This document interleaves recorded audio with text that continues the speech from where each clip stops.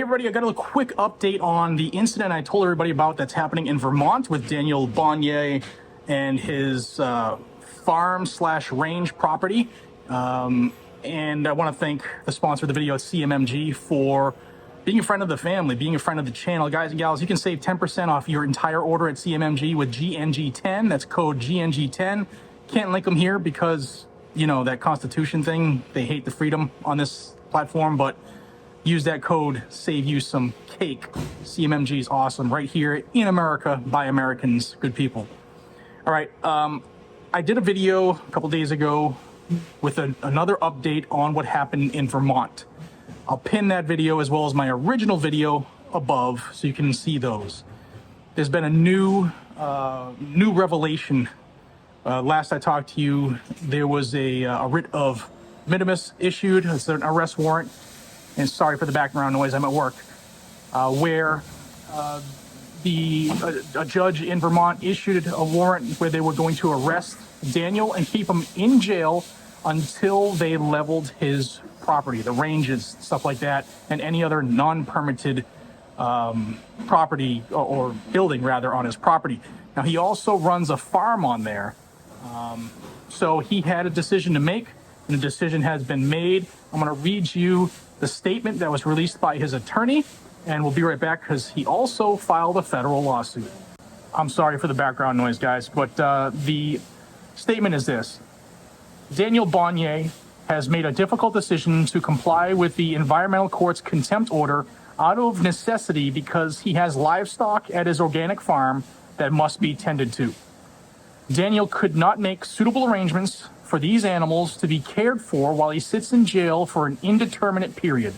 Ultimately, Daniel was forced to put his responsibility to the animals ahead of the principles he has fought so hard for, despite his willingness to lose his liberty in service to his cause. At the end of the day, Daniel was unwilling to allow innocent animals to become casualties of his conflict with the town of Paulet. Now, here is the federal lawsuit that they filed. We'll go to the preliminary statement because there's a couple things I think you should hear here. It says this case involves a novel attempt to infringe on protected constitutional and state law activity by way of local zoning regulations. The named defendants in this case, at the encouragement of the interested and disinterested persons alike, including members of the media and governmental officials hostile to gun rights, unlawfully revoked plaintiff's valid zoning permit to operate a shooting/training school on his vast 30 acres of rural, undeveloped, wooded property. The revocation of plaintiff's permit was significantly influenced by sensationalized, untrue claims made about plaintiff and his shooting range known as Slate Ridge. In opposition to plaintiff and Slate Ridge, the Mountain Times claimed plaintiff and groups of men armed with large guns have confrontational exchanges with local residents many times over the past 4 years. Sometimes, neighbors say, they have been followed or confronted by the armed men. In a story published in the New York Times, a neighbor claimed that the main reason why the state had not intervened against the plaintiff was that Vermont's law enforcement bodies, from the town level up to the state, were fearful of an armed confrontation.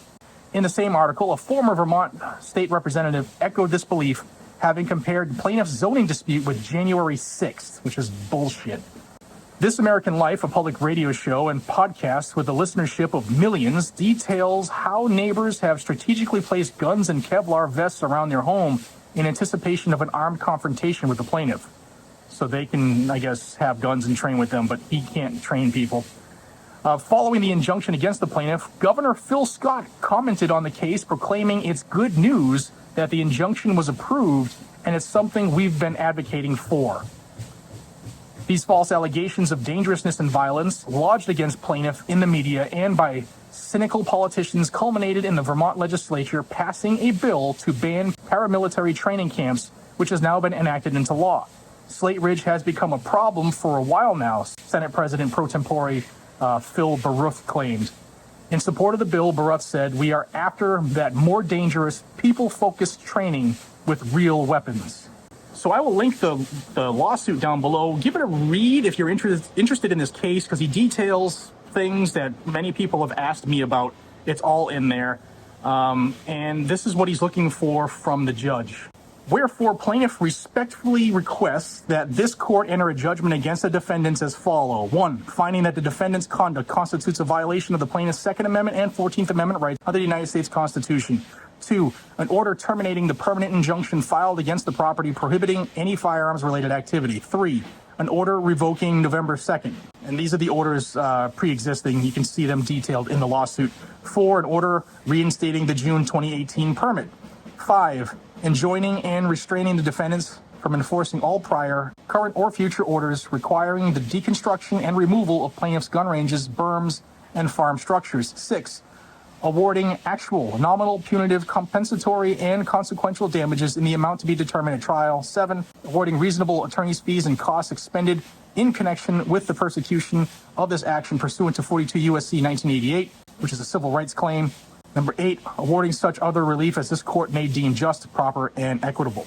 So a civil rights lawsuit has been filed by Daniel and his attorney, and Daniel has already started to destroy. He had to take down these buildings so that his farm could and his animals didn't starve to death while he was going to be held in jail until the town got around to raising the property.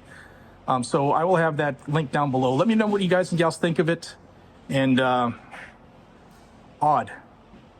I think illegal and unconstitutional. Let me know what you think down below, guys and gals. So again, sorry for the background noise. There's a lot going on here at Blackout Coffee. But if you're into the Second Amendment, good, bad, ugly, or indifferent, legislation, litigation, or anything in between, including unconstitutional attacks on people on their private property because of a zoning dispute, then subscribe to this channel because I'll bring it to you every single day. I'll see you all on the next one. Take care.